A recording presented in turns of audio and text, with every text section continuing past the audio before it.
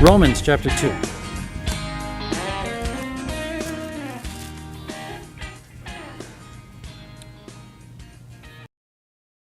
Finished chapter 1, and I told you that I wanted to each time we meet on Sunday to do a chapter. There's 16 chapters, just 16 weeks. We'll do the whole book of Romans, a chapter per Sunday, and then we go back and revisit chapter 1 slowly and go through the whole book in more depth, because I want to give us an overall view and then back in depth. That's what I wanted to do. God overruled me again. So he's still the head of the church, and so we're not going to do that. And but there's an example of being flexible. You know, it's good to have a plan, take it to God, and then see what he says. So we're only going to do a few verses instead. Now, last week we, as I mentioned, we finished the chapter, and we saw really the result of natural man after he has eliminated God out of his mind. Now, God has said in his word that I exist. I can't go away just because you don't believe in me. But man does believe that God will go away, just like an ostrich puts his head in the sand when he sees danger and he's hoping it'll go away, but it doesn't. And so natural man has pretty much put his head in the sand thinking, no, there's no judgment, there's no God, there's no right or wrong, no absolutes. It's all situation ethics. You know, situation ethics, there are some people that believe that. I think that was pretty much the philosophy of Germany prior to World War II. Kant, you remember him, the philosopher, and Kierkegaard, if you study philosophy at all. Situation ethics, the situation determines right or wrong, your decision-making ethics. It's not always the same. It just depends on the situation, the culture, the time. Not true.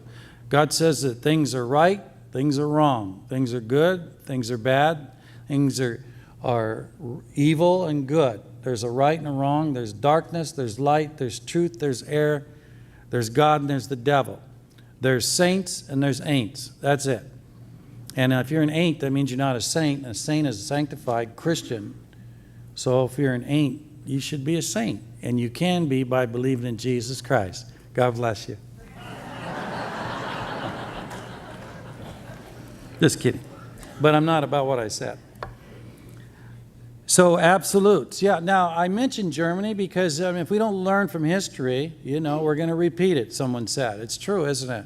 What was the result of that situation, ethics, philosophy? What was the fruit of it? We saw World War II. We saw the Holocaust. And we see the fruit of that kind of thinking. Well, we pretty much still, that kind of thinking still goes on. And so Paul writes to us about this, and he says that the wrath of God, verse 18 in chapter 1, is going to be revealed against all ungodliness and unrighteousness of man, Romans 1:18. And one of the reasons why he's going to judge, or his wrath is going to come upon ungodly people, is because they what? Verse 18, they suppress the truth. They hold it down. They hide it. They refuse to believe it, and they make up their own views. I think evolution's a good example of suppressing the truth. God says that he created all things. Ungodly people say no, that evolution is how we came about. That's an example of suppressing the truth. He says in verse 19, because what may be known of God is manifested in them, for God has shown it to them. So Paul is driving home this argument that man is without excuse because God has revealed himself through natural revelation, through creation. The heavens declare his glory. So man's without excuse. Truth is attainable. Truth can be known. But man rejects the truth, suppresses the truth, holds it down. He says, and therefore God's wrath or judgment will come upon him. But yet, we also know that God is not willing that man should perish. He takes no pleasure in judgment. We read here in verse 16, "For I am not ashamed of the gospel of Christ." I'm here in Romans 1:16. "For it is the power of God to salvation for everyone who believes." And so, yes, God has provided salvation. Notice, salvation is what?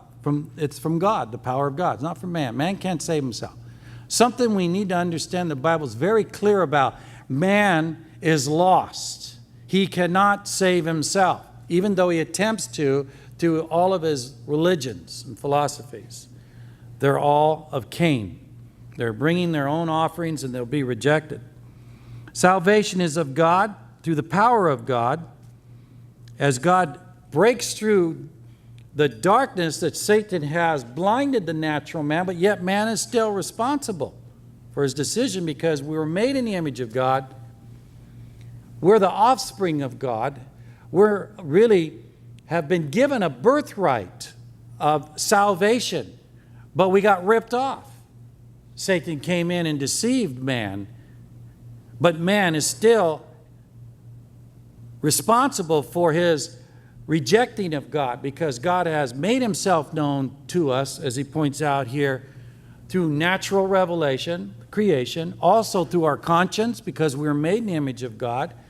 We know right from wrong. Even people that have never heard of the Ten Commandments, in their culture, they know right from wrong. They know it's wrong to steal. They know it's wrong to murder. They know it's wrong to commit adultery. They know it's wrong to lie. It's written in our heart, so man's without excuse. Even though through the fall, man's heart and his conscience has been affected in a negative way, he still is responsible for knowing right and wrong. And so he says that because, verse 19, what may be known of God is manifested in them, for God has shown it to them. So the revelation through natural creation, also a revelation through our conscience.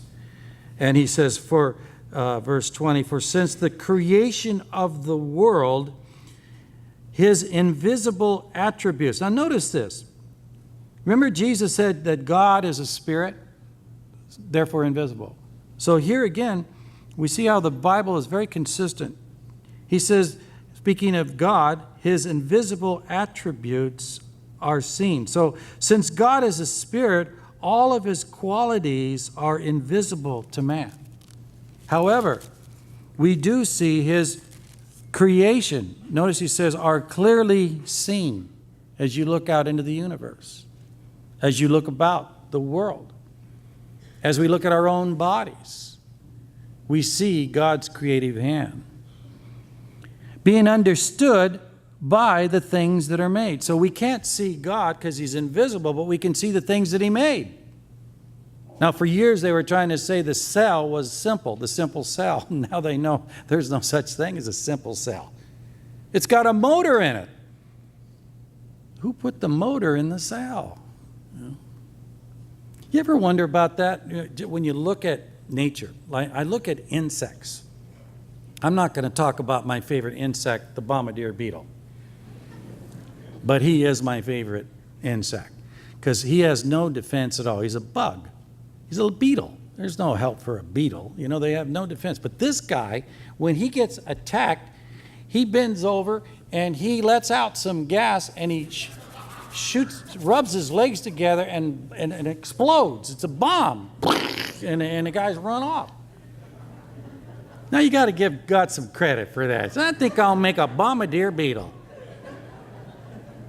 And then he made these other beetles that don't have that bomb, and they see how successful he is, so they fake it. And they just go, ah!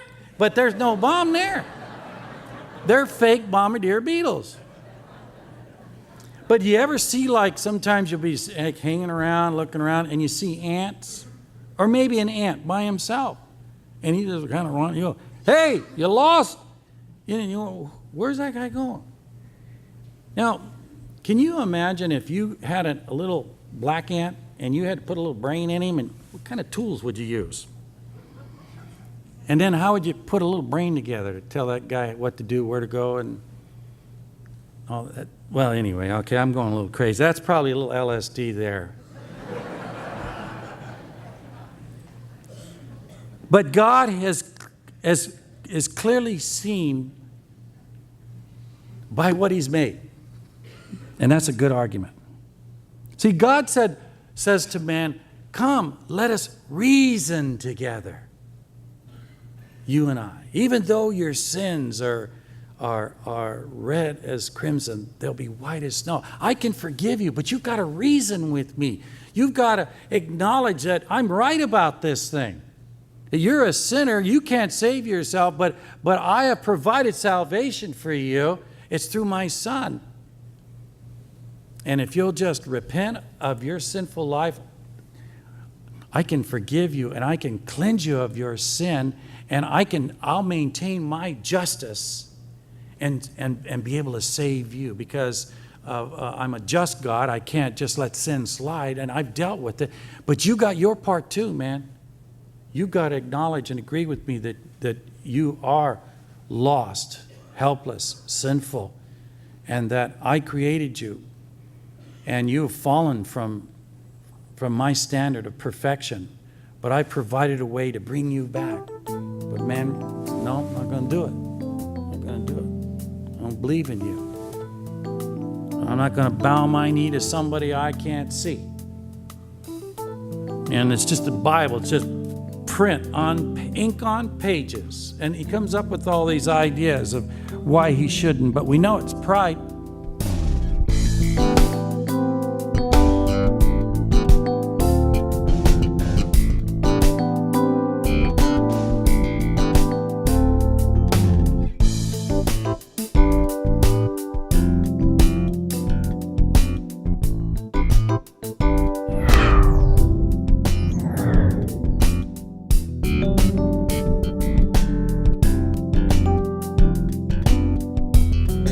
Did I share with you last week about Naaman the Syrian?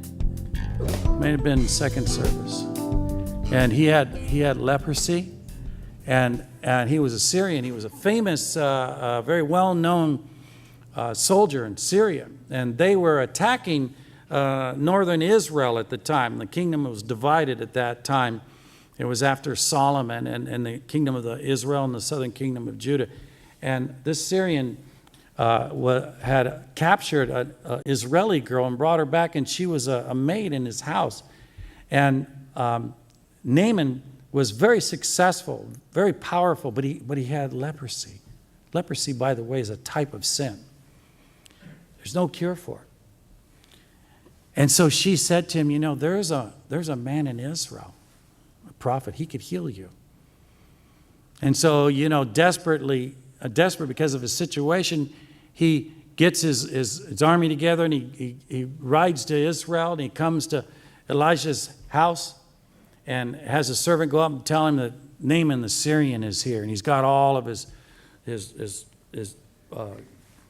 armor on and his beautiful horse and all these soldiers. I mean, it's a powerful man, great, famous soldier, but he needed help.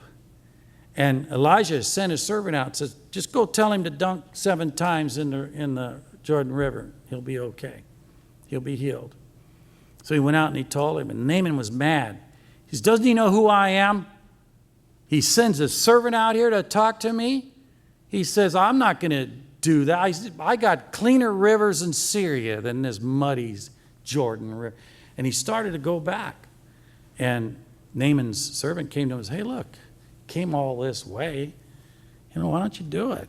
Can't hurt, why not? And so he talked him into it. So he went over and he dunked 7 times in the river, and he came up a 7th time, and he was healed of his leprosy. And he rode up, but he almost missed. See, the point being here, he almost missed his cleansing, his freedom from sin, leprosy. Because of what? Pride. Almost missed it. Elijah, of course, wouldn't take any gifts. The story kind of goes on. Elijah's servant went after him and said, well, he changed his mind if you could give us some stuff. And it's funny. But don't miss the main point. Pride almost kept him from his salvation. And pride is going to keep more people out of heaven, I believe, than anything else, barring maybe religion. Religion is going to keep a lot of people out of heaven. People are trusting in their religion, trusting in their church, trusting in some ritual or baptism, trusting in their identification with a church instead of being born again. And so God has clearly revealed himself through creation, through conscience, his eternal power and Godhead. So notice verse 20, they're without excuse. Man is without excuse. If there's one thing man is good at is what? Excusing himself. You know, today you find there's no drunkards. The Bible used to call drunkards. Now they're alcoholics. And they got a disease. But you know, let me tell you something. Some of you maybe been through AA and you're going to come up and argue with me later. Don't waste my time or yours. The Bible says that drunkards will not inherit the kingdom of heaven. I don't believe it's a disease. I believe that the disease is sin. Now, if you want to go with you're an alcoholic and you inherit it from your dad, he had an elbow problem, and you have the same. I was a drunk.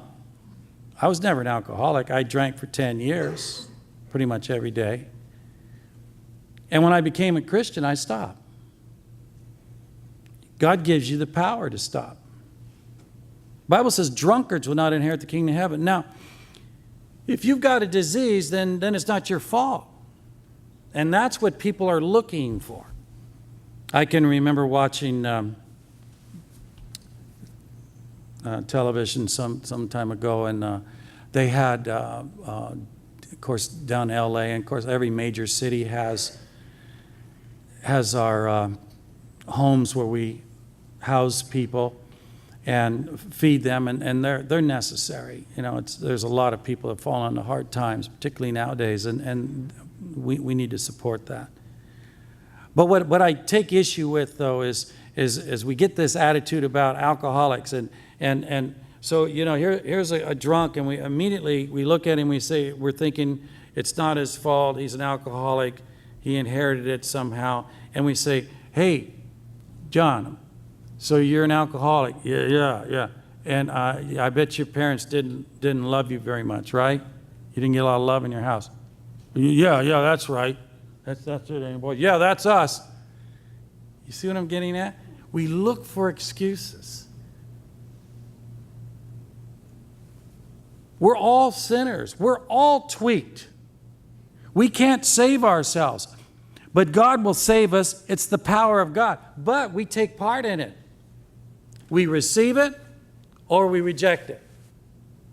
We can suppress the truth or we can agree to the truth and then take the right action. He says, man is without excuse. Because although they knew God, verse 21, they did not glorify him as God, nor were they thankful. So two things. Actually, three.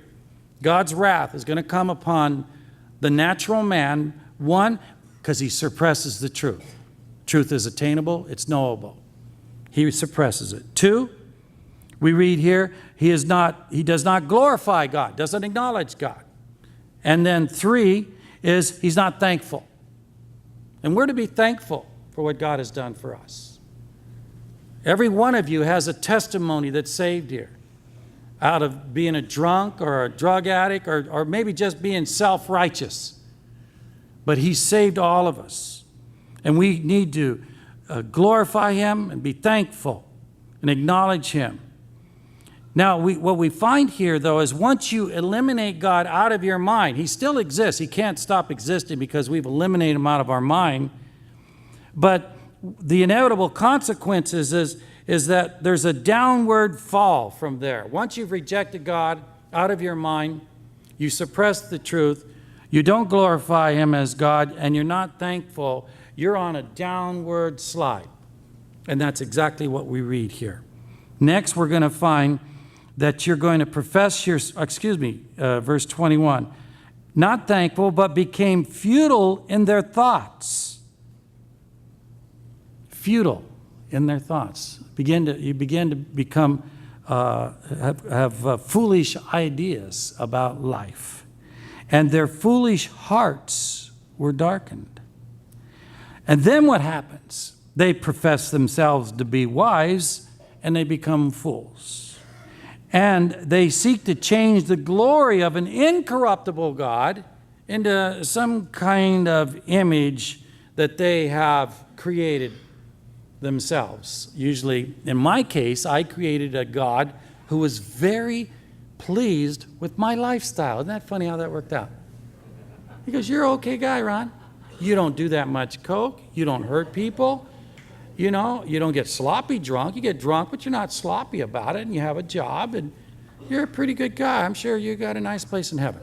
I go, "Hey, my God really likes me. I created him."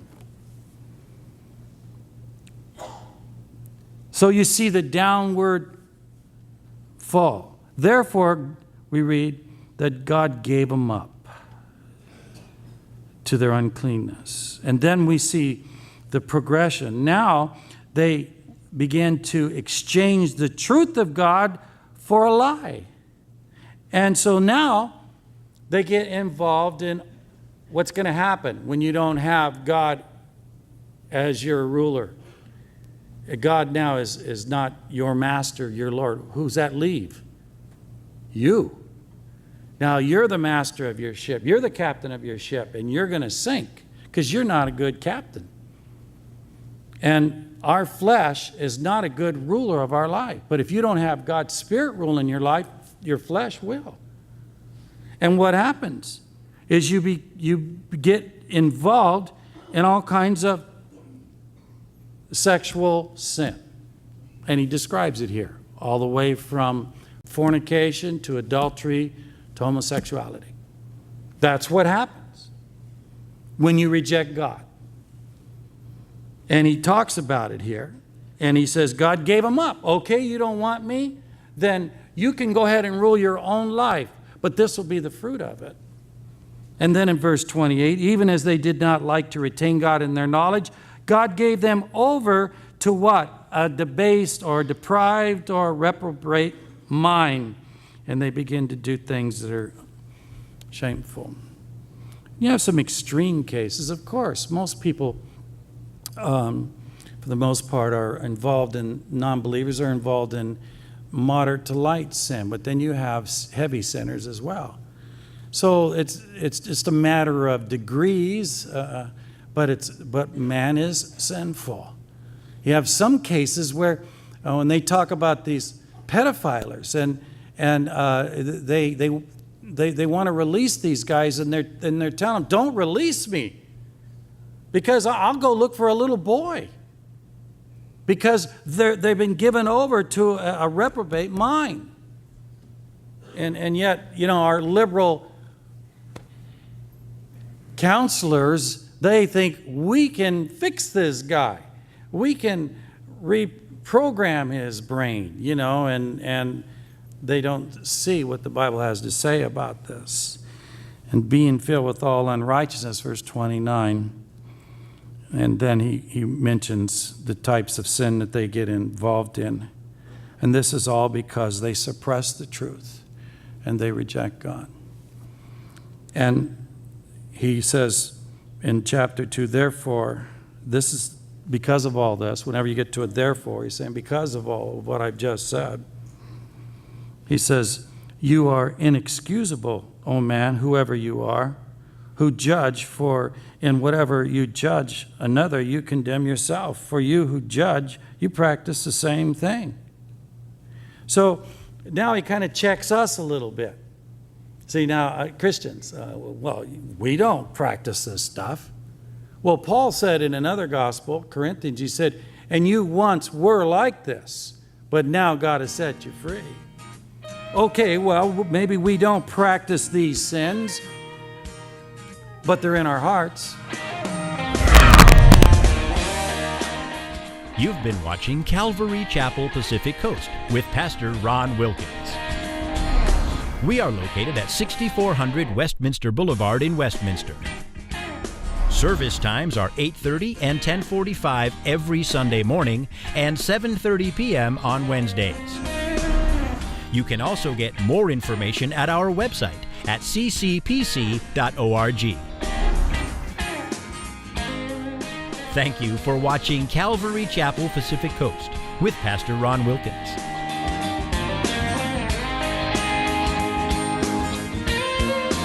I could see clear.